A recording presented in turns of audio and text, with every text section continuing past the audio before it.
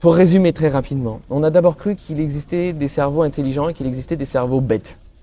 Et on a cru qu'on venait au monde avec un cerveau génétiquement programmé et qu'on s'y tenait toute sa vie. Qu'il y avait des gens intelligents, des gens bêtes, que les gens intelligents engendraient des gens intelligents et les gens bêtes des gens bêtes. C'était très pratique, on s'y est tenu, on y a cru très longtemps, on croyait que c'était non seulement atavique mais surtout génétique.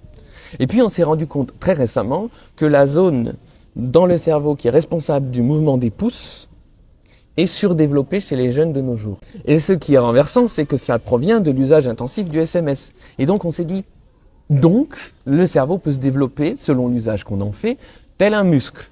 Donc mettons au point des programmes de musculation cérébrale et on va tous balader avec des cerveaux gros comme ça. Malheureusement ou par chance, ça n'a pas marché. Nous posant devant un dilemme qui était le suivant. Pourquoi ce qui marche pour les SMS ne marche pas pour les mathématiques ?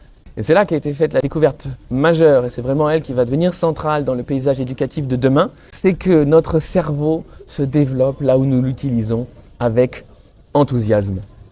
Et enthousiasme, voilà le mot-clé, voilà la clé des choses. Voilà ce que nous savons tous depuis très longtemps, que nous avons tous constaté, que nous savons, dans l'état d'enthousiasme, nous avons des ailes, nous le savons, nous le constatons, et la neurobiologie nous en apporte la preuve. Regardons un enfant.